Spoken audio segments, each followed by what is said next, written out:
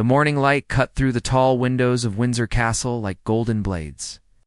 Thomas More stood perfectly still in his ceremonial uniform, boots polished to mirrors, rifle at his side. He had guarded royal ceremonies for 12 years. He thought he had seen everything. He was wrong. Prince William entered the state apartments at exactly 9 o'clock. His face was unreadable, the way royals are trained. But Thomas noticed the tension in his jaw, the way his hands gripped the leather folder just a little too tight. Behind William came 3 palace officials. Their footsteps echoed on marble floors. No one spoke. The silence felt heavy, like something waiting to break. Thomas had been briefed the night before. This was no ordinary morning. William was about to issue his first royal warrant as Prince of Wales, a warrant that would make history, a warrant that would destroy careers. If you want to see how one moment can change everything in the royal family, make sure you're subscribed. This story gets darker than you think. The warrant ceremony was supposed to be private, only essential personnel. Thomas was there because protocol demanded a guard. But protocol didn't prepare him for what he was about to witness. William placed the folder on an ancient oak table. The same table where kings had signed treaties and declarations for 300 years. He opened it slowly. Inside was a single document. Cream paper. Royal seal. Red wax. Thomas couldn't read it from where he stood, but he saw William's hand shake. Just once. Just slightly. This needs to be done, William said quietly. His voice barely carried across the room. One of the officials cleared his throat. Your Royal Highness, perhaps we should reconsider the timing. The Queen Consort has been? I know what she's been doing, William interrupted. His tone was sharp now, cold. That's exactly why this is happening today. Thomas felt his pulse quicken. In 12 years, he had never heard a royal speak like that. Not with that kind of anger. That kind of finality? William lifted a pen. Gold, engraved with the Prince of Wales' feathers. He held it above the document. Then he paused. My mother would have done this years ago, he said. The words hung in the air like smoke. Thomas saw one official close his eyes. Another looked at the floor, then William signed. The scratch of pen on paper was the only sound in the world. Thomas didn't know what the document said. Not yet. But he knew from the way William's shoulders dropped, from the way the officials exchanged glances, that something irreversible had just happened. William straightened. He closed the folder. He looked directly at the senior official. Send it immediately. Before she finds out, Your Highness, she'll be furious. She'll call the king. Let her call him, William said. This isn't about her feelings. This is about protecting what my mother built.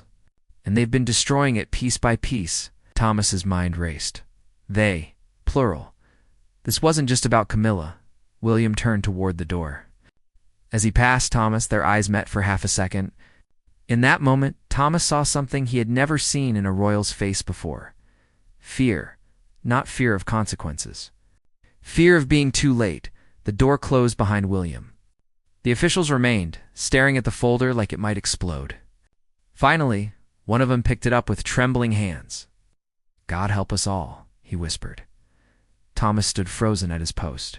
His mind screamed with questions. What had William just signed? Who was being targeted? And why did it feel like the entire palace was holding its breath? He wouldn't have to wait long for answers. By noon, the warrant would be public. By evening, 3 of the Queen Consort's closest allies would be removed from royal service. And by midnight, Camilla would make a phone call that would shake Buckingham Palace to its foundation. But in that quiet morning room, with sunlight streaming through ancient windows, Thomas More realized he had just witnessed the beginning of a war. A war that had been brewing in whispers and closed doors for years, and Prince William had just fired the first shot. Thomas remained at his post for another hour. Protocol required it.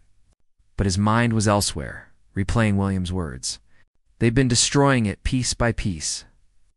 What had been destroyed? And who were they? At 10:30, a palisade rushed past him. Young woman, maybe 25. Her heels clicked frantically on the marble. She was carrying a stack of papers, and her face was pale. It's out, she whispered to another aide in the corridor. The warrant's been issued. Legal sent it to all the trade associations. They're calling it unprecedented. Oh. Thomas's ears burned.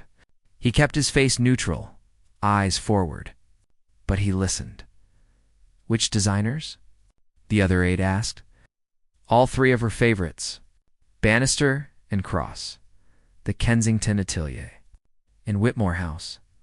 They're being stripped of their royal warrants immediately. A sharp intake of breath. But those are the Queen Consort's primary suppliers. She wears Bannister to every state event. This will humiliate her, that's the point. Silence. Then, quieter. Why would William do this? The first aide leaned in. Thomas strained to hear. Apparently there's been an investigation. Quiet. Very quiet. Someone's been leaking private royal family information to the press. Personal details. Medical information. Catherine's treatment plans. The children's schedules. Things only inner circle people would know. Thomas felt his blood run cold. He remembered the headlines from 6 months ago. The invasive stories about Princess Catherine's health. The photographers who somehow knew exactly where Prince George would be on his way to school. They traced it. The second aide whispered. To payments. Large payments from these design houses to tabloid journalists.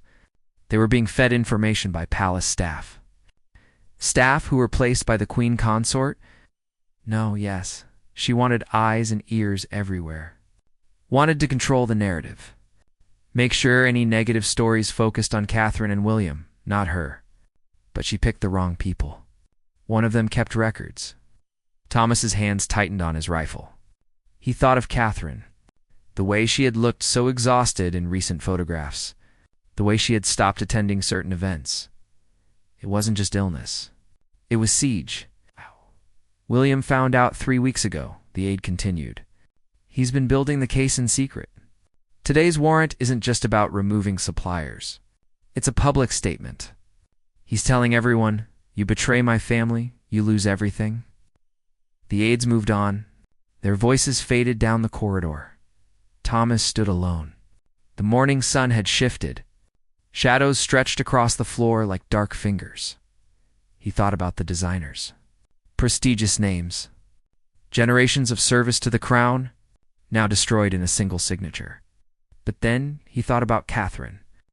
About her sitting in some private room, reading terrible lies about herself in the papers. Lies that came from inside her own household. William hadn't just been angry this morning. He had been protective. A husband defending his wife. A father protecting his children. The door to the state apartments opened. One of the officials emerged. He saw Thomas and hesitated. Guard more, sir. You're to forget everything you saw this morning. Do you understand? Yes, sir. The man studied him. You've been with us 12 years. You're discreet. That's why you were chosen for today. Thomas nodded once. This will get worse before it gets better, the official said quietly. The Queen Consort will retaliate. She always does. Retaliate how, sir? The official glanced down the empty corridor. When he spoke again, his voice was barely a whisper. She has friends in Parliament. Friends in the media. And she's very, very good at making people disappear from royal life when they cross her. Prince William knows this. He's prepared for the fight, but others might get caught in the crossfire. Others like who? The official met his eyes. Like witnesses. Like guards who stand in rooms and hear things they shouldn't. Thomas felt a chill run through him. I'm telling you this as a courtesy, the official said. Keep your head down. Don't speak to journalists. Don't mention this to anyone. Not your wife. Not your friends. No one understood, sir. The official walked away. His footsteps echoed long after he disappeared. Thomas stood in the grand hallway of Windsor Castle. Outside, tourists took photographs. Children laughed. The world continued like nothing had changed. But inside these ancient walls, a battle had begun. By 1 o'clock, the news broke publicly. The BBC ran it as breaking news. Prince of Wales revokes. Royal warrants from 3 historic design houses. The statement from William's office was brief, clinical. It mentioned breaches of trust. and violations of privacy agreements. It didn't name names. It didn't need to. By 2 o'clock, design houses released statements. Shocked, disappointed, they denied all allegations. By 3 o'clock, a tabloid published a story. Anonymous sources, close to the Queen Consort, called the move a vindictive attack and an abuse of power. Thomas read the headlines during his break. His coffee went cold in his hands. This wasn't just about warrants. This was about power, about who controlled the palace, about old guard versus new, and William had just declared war on his stepmother. His phone buzzed. A text from his shift supervisor, "Report to security office immediately." Thomas's stomach dropped. He walked through the service corridors. His boots felt heavier with each step. Had someone seen him listening to the aides? Had the official reported him? The security office door was closed. He knocked. Enter. Inside, 3 people waited. His supervisor, a woman from Palace HR, and a man in a dark suit he didn't recognize. "Guard Moore," his supervisor said. "Please sit." Thomas sat. His mouth was dry. "We need to ask you some questions about this morning." The man in the dark suit opened a leather notebook. He didn't smile. "I'm Richard Pearson, Palace Legal Counsel. This conversation is confidential. Do you understand?" "Yes, sir," Thomas said. His heart hammered against his ribs. "You were present during the warrant signing this morning, correct?" "Yes, sir." "What did you observe?" Thomas chose his words carefully. Prince William signed a document. 3 officials were present. It was brief. "Did you hear what was said?" Thomas hesitated. The official's warning echoed in his mind. "Keep your head down. Don't speak." But these were palace lawyers. Lying to them would be worse. Some of it, he admitted. The prince mentioned protecting what his mother built. There was discussion about timing. Pearson wrote something down. "Did you hear the prince mention the Queen Consort by name?" "No, sir." "Did you hear him express anger toward her?" Thomas met the lawyer's eyes. "He said she'd be furious. One of the officials said she'd call the king. That's all I heard." The HR woman leaned forward. "Guard Moore, did you discuss this morning's events with anyone? Any staff members? Family?" "No, ma'am." "You're certain?" "Completely certain."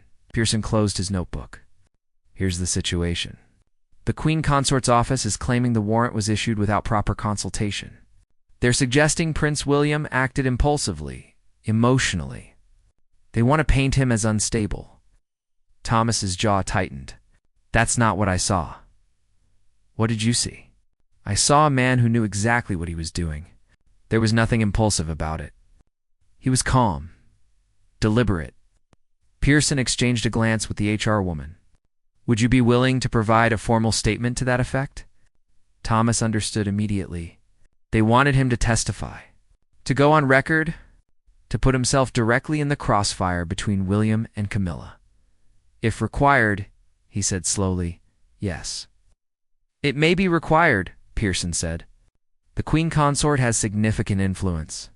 If she pushes this to the king, claiming William is unfit for his duties, your testimony could be crucial." The weight of it settled on Thomas's shoulders. One moment, one ceremony, and now his career, maybe his life, hung in the balance. "I'll do what's necessary," Thomas said. The HR woman smiled thinly. "You're a good soldier, Moore, but you should know what you're walking into. The Queen Consort doesn't forgive, and she doesn't forget." They dismissed him 20 minutes later. Thomas walked back to his post, but his shift had been covered. Instead, he was sent home early. "Routine rotation," his supervisor said. But Thomas knew better. They were protecting him, or isolating him. He wasn't sure which. At home that evening, Thomas sat in his small flat in South London. His wife, Emma, was visiting her sister. He was alone with his thoughts and the television news. Every channel covered the story. Royal experts debated. Former palace staff weighed in. The narrative was forming, and it wasn't favorable to William. "Rash decision," one expert said. "These are historic institutions. You don't destroy them overnight." But if they violated privacy agreements, another began. Allegedly violated. We've seen no evidence. Just accusations. Thomas wanted to throw something at the screen. He had seen William's face, heard his voice. There was nothing alleged about it. His phone rang. Unknown number? Hello? Guard Moore. A woman's voice. Crisp. Professional. This is Amanda Rothschild. I'm a journalist with the Telegraph. I understand you were present during this morning's warrant ceremony. Thomas's blood ran cold. No comment. I'm prepared to offer you £50,000 for an exclusive interview about what you witnessed. 50,000. More than a year's salary? Not interested, Thomas said. Gardmore, the public deserves to know the truth. Was Prince William aggressive? Did he seem mentally sound? Thomas's hand shook with anger. The prince was completely professional. And I won't be making any further statements. Goodbye. Hung up. The phone rang again immediately. Different number. He didn't answer. Over the next hour, he received 17 calls. Some offered money. Some claimed to be palace officials. One threatened legal action if he didn't cooperate with the investigation. Thomas turned off his phone. In the silence of his flat, he realized the full scope of what was happening. This wasn't just palace politics. This was a media war. And Camilla had mobilized her forces. The next morning, Thomas woke to his doorbell ringing. He looked through the peephole. Photographers, at least 6 of them. Cameras ready. Guard Moore. One shouted, Did you witness Prince William's breakdown yesterday? Breakdown. They were already twisting it. Thomas didn't open the door. He called his supervisor from his home phone. Moore. Listen carefully, the supervisor said. Don't leave your flat. We're sending a car. You're being relocated temporarily for your safety. Relocated where? A palace property. Secure location. Just until this dies down. How long? A pause. We don't know. The Queen Consort gave an interview this morning. She's not backing down. 2 hours later, a black car with tinted windows pulled up to a side entrance of Thomas's building. 2 plainclothes security officers escorted him out. Cameras flashed. Questions were shouted. Thomas kept his head down and said nothing. They drove for 90 minutes. Out of London, into the countryside. Finally, they arrived at a small cottage on the grounds of a private estate. Thomas recognized it from security briefings. This was a safe house. Used for witnesses. For people who needed to disappear. You'll stay here, one officer said. Food will be provided. No visitors. No phone calls except through our secured line. Am I a prisoner? Thomas asked. The officer's face softened slightly. No, you're a protected witness. There's a difference. They left him alone. The cottage was comfortable but isolated. No television. No internet. Just books and silence. Thomas sat by the window and watched the sun set over empty fields. He thought about William, about the fear in his eyes. The determination. He thought about Catherine, about the invasion of her privacy, the cruelty of it, and he thought about Camilla, about the machine she had built, the network of allies and informants and journalists who moved at her command. William had struck first, but the counterstrike was coming. Thomas just didn't know he would be at the center of it. 3 days passed in the cottage. Thomas lived on delivered meals and old novels. No news, no updates. Just silence and waiting. On the 4th morning, Richard Pearson arrived. The lawyer looked tired. Lines creased his face that hadn't been there before. We need to talk, Pearson said. They sat at the small kitchen table. Pearson pulled out a folder. The situation has escalated. The Queen Consort has filed a formal complaint with the king. She's claiming Prince William violated protocol by issuing the warrant without consultation. She wants it reversed. Can the king do that? Technically, yes. But it would be unprecedented. It would undermine William's authority completely. Thomas leaned back. What does this have to do with me? Everything. Pearson opened the folder. Inside were newspaper clippings. Headlines screamed, Palace guard claims Prince seemed unstable and witness says William acted in rage. Thomas felt sick. I never said any of that. We know. Someone fabricated these quotes. The papers are running them as anonymous palace sources, but they're claiming the source was you. That's insane. I've spoken to no one who'd believe you. But the damage is done. Public opinion is turning. People think William acted rashly. I think he's emotionally compromised. The queen consort's strategy is working. Thomas stood up, paced. So what now? Now we fight back. We need you to give a televised statement. On the record, your name, your face. Tell exactly what you saw that morning. Testify that Prince William was calm, deliberate, and professional. Thomas stopped pacing. If I do that, I become a target. You're already a target, Pearson said quietly. At least this way, you control the narrative. Thomas thought of Emma. His wife didn't even know where he was. Thought he was on a routine assignment. What happens to my family? He asked. We'll protect them. Palace security will ensure their safety. For how long? Pearson met his eyes. For as long as it takes. Thomas walked to the window. Outside, sheep grazed in distant fields. Simple lives, uncomplicated. He thought about joining the Royal Guard 12 years ago, fresh out of military service, proud to serve. He had imagined standing at attention during ceremonies, protecting the family at public events. He had never imagined this, being a pawn in a war between royals. But then he thought about Catherine again, about those cruel headlines, about children being stalked by photographers who knew their schedules. Someone had to stand up. Someone had to tell the truth. When? Thomas asked. Tomorrow. BBC will conduct the interview. We'll prepare you tonight. That evening, Pearson brought a media consultant, a woman named Sarah who coached Thomas on camera presence, where to look, how to speak, what to avoid. Don't show emotion, Sarah said. Just facts.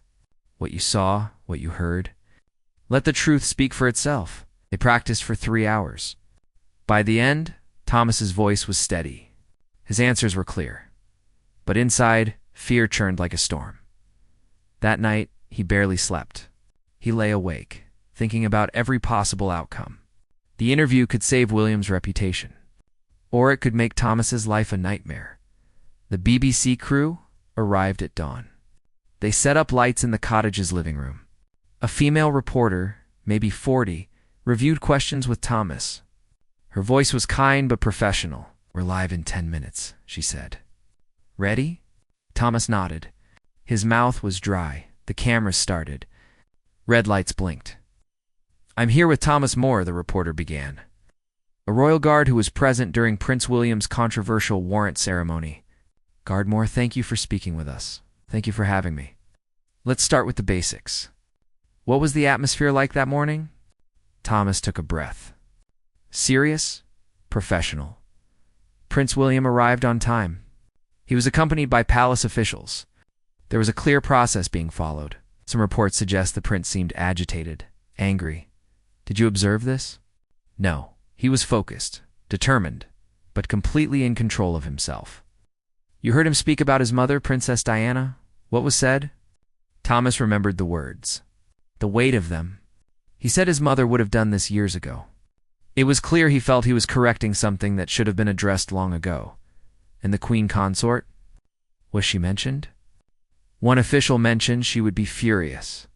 Prince William acknowledged this, but he said it wasn't about her feelings. It was about protecting what his mother built. A reporter leaned forward.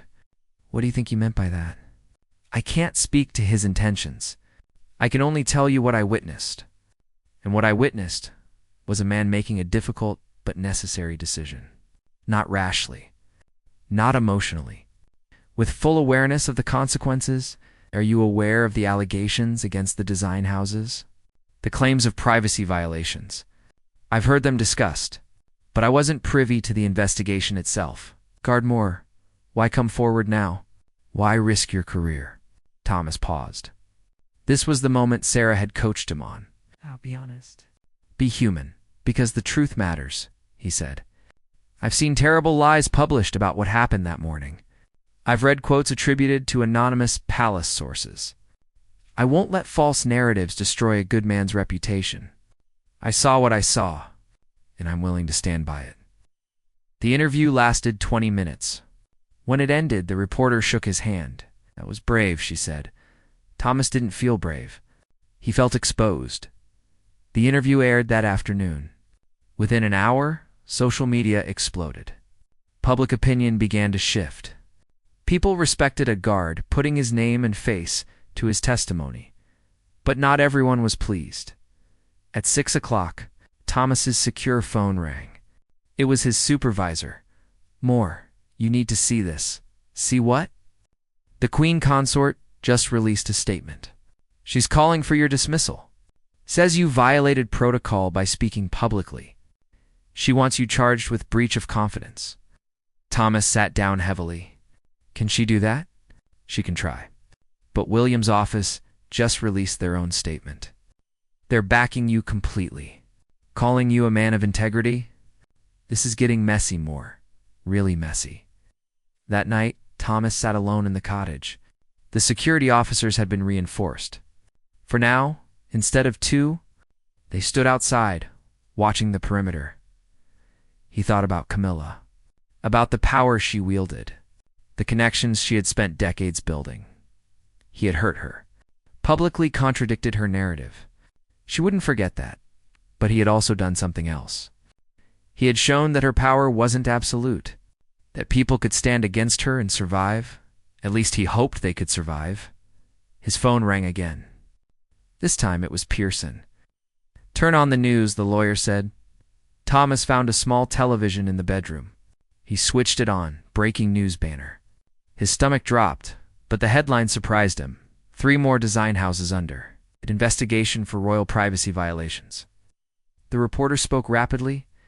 Sources confirmed that Prince William's team has uncovered evidence of a wider conspiracy involving multiple suppliers and palace staff. The investigation is ongoing, but insiders suggest this could be the biggest royal scandal in decades. Thomas sat back. William wasn't retreating. He was advancing. And somewhere in Buckingham Palace, Camilla was realizing she had underestimated her stepson. The next morning, Thomas woke to chaos. His phone buzzed continuously. News alerts. Messages from colleagues. Reporters had found his wife. Emma's voice was shaky when he finally reached her. Tom, there are cameras outside our building. They're asking about you. About the palace. What's happening? I'm sorry, Thomas said. I'm so sorry. I did an interview about something I witnessed. It's turned into something bigger. Are you safe? Yes. I'm at a secure location. Palace security is with me. Should I be scared? Thomas wanted to lie. To tell her everything would be fine. But he respected her too much for that. Maybe a little, he admitted. But I did the right thing. I know I did. Emma was quiet for a moment. Then, I trust you. Just come home safe. After the call, Thomas felt a weight lift slightly. Emma believed in him. That was something Pearson arrived an hour later with news. The king wants to meet with you. Thomas blinked. The king? King Charles. Yes. Tomorrow. At Clarence's house. He wants to hear your account personally. Thomas's mind reeled. Why? Because Camilla is pushing him hard. She wants you prosecuted. She wants the warrant reversed. She wants William reprimanded. But Charles is hesitant. He knows William wouldn't do this without cause. Your testimony could tip the balance. What do I say to a king? Pearson almost smiled. The truth. Same as you told the BBC. That night, Thomas couldn't sleep. He rehearsed conversations in his head. Imagined the king's face. Wondered if he would seem angry or sympathetic. Morning came too quickly. A car arrived at dawn. Thomas was driven through London in silence. The city was waking up. People walked dogs. Commuters rushed to work. Normal life continued, oblivious to the battle in the palace. Clarence's house loomed, head, grand, imposing. Thomas had guarded it before, but never entered as a witness. As someone central to a crisis, he was led through security, down corridors lined with paintings of past royals. Their eyes seemed to follow him. Judging a private secretary met him outside his study. "The king will see you now. Address him as your majesty initially, then, sir. Wait to sit until invited." His throat felt tight. The door opened. The study was warm. Books lined the walls. A fire crackled in the fireplace, and behind an antique desk sat King Charles. He looked older in person, tired. The weight of the crown showed in the lines of his face. "Gardmore," the king said. His voice was measured. "Please sit." Thomas sat, his back straight, hands on his knees. "I've read the transcript of your interview," Charles continued, "and I've heard my wife's objections to it. I wanted to hear from you directly. Tell me what happened that morning. In your own words." Thomas took a breath and began. He described every detail. William's arrival, the official's nervousness, the signing, the words spoken. Charles listened without interrupting. His face revealed nothing. When Thomas finished, silence filled the room. The fire popped. Outside traffic hummed. "You understand," Charles said finally, "that by testifying, you've placed yourself in the middle of a family dispute. A very public, very difficult dispute." "Yes, sir." "I understand then. Why did you do it?" Thomas chose his words carefully. "Because I saw lies being told about Prince William, and I couldn't let them stand. Not when I knew the truth, even knowing it would cost you." "Yes, sir." Charles stood. He walked to the window, hands clasped behind his back. "My son tells me the investigation into privacy breaches is extensive, that the violations were systematic, deliberate." "I believe that's true, sir." "You believe? Or you know?" "I overheard palace staff discussing it. I'm not privy to the investigation itself, but from what I heard, it was serious. Payments to journalists, coordinated leaks, information about Princess Catherine's medical treatment." Charles turned. For the first time, Thomas saw emotion in his face. Anger. "My daughter-in-law's medical information was sold." "That's what I heard, sir." The king's jaw tightened. He returned to his desk, sat down heavily. "Gardmore, I'm going to tell you something in confidence. My wife believes William acted out of spite, that he wants to diminish her role in the family. She's convinced this is personal." Thomas said nothing, waited. "But I know my son," Charles continued. "He doesn't act from spite. He acts from protection. He's his mother's child in that way. Diana always protected those she loved fiercely. Sometimes too fiercely. The mention of Diana hung in the air. William showed me the evidence 3 days ago," Charles said quietly. "Bank records, email trails, testimony from staff. It's damning. And much of it leads back to people my wife personally recommended for positions." Thomas felt his pulse quicken. This was it. The king was choosing sides. "She didn't know," Charles said. "I truly believe she didn't know the extent of what was being done in her name. But the people she trusted, the people she placed throughout the household, they were loyal to her above all else. And they saw Catherine as a threat to her position." "Is that why Prince William acted?" Thomas asked carefully. "Yes." "And he was right to act. The warrant was legal, justified, necessary." Charles paused. "But it has cost us. The family, I mean. This has opened wounds I'd hoped would heal." "What happens now, sir?" Charles looked at him directly. "Now I support my son. Publicly, I will issue a statement backing the warrant. The investigation will continue, and those responsible will be held accountable." Thomas felt relief flood through him. "But understand," Charles continued, "this doesn't end the conflict. My wife feels betrayed, humiliated. She will fight back through other channels. Her friends in Parliament, her media contacts. This is far from over, I understand, sir. Do you?" Charles leaned forward. "Because you're now part of this story. Your face is known. Your name is known. When she strikes back, you may be collateral damage." Thomas met the king's eyes. I accepted that risk when I did the interview. Charles studied him for a long moment. Then he nodded. You're a good man, Moore.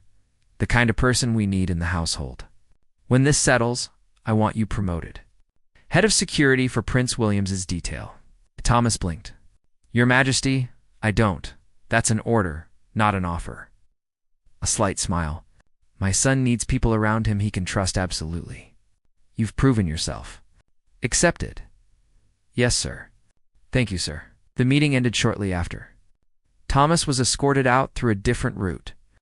Away from cameras, in the car, back to the cottage, Thomas processed everything. The king's words. The promotion. The warning about Camilla's retaliation. He had won this round. But the game was far from over. That evening, the king's statement was released. Brief but powerful. The warrant issued by the Prince of Wales was appropriate and necessary. I support his decision fully. News channels exploded. Royal experts scrambled to analyze. The narrative shifted dramatically, but Thomas knew something they didn't. This wasn't a victory. This was an intermission. Camilla was regrouping, planning, waiting for her moment. And when that moment came, Thomas needed to be ready, because in the royal family, wars weren't won in a day. They were fought over years, in whispers and shadows. With weapons made of influence and information, William had won the battle. But the war was just beginning. 2 weeks later, Thomas returned to duty. The cottage had been his prison and sanctuary. But he was ready to face the world again. His first day back, he reported to Kensington Palace. His new post? Head of security for Prince William's household. The staff greeted him with a mixture of respect and wariness. Everyone knew his story.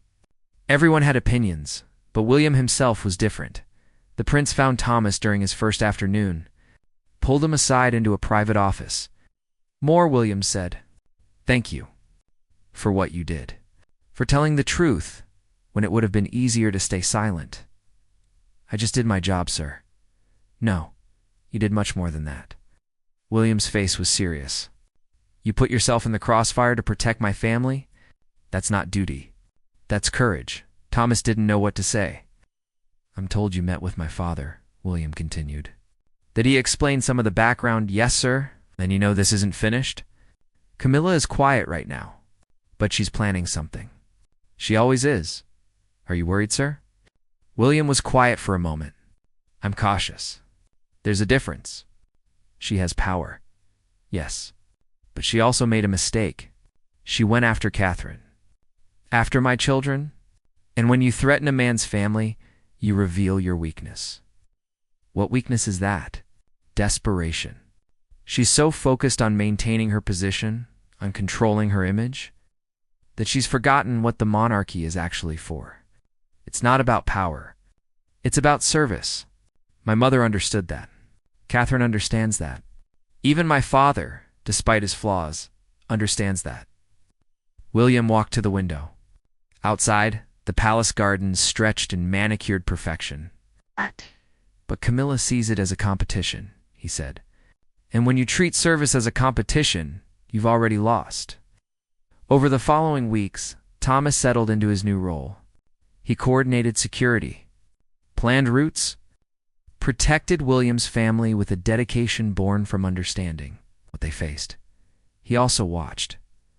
Carefully, the design houses remained stripped of their warrants. Several staff members had been quietly dismissed. The investigation continued, though out of public view.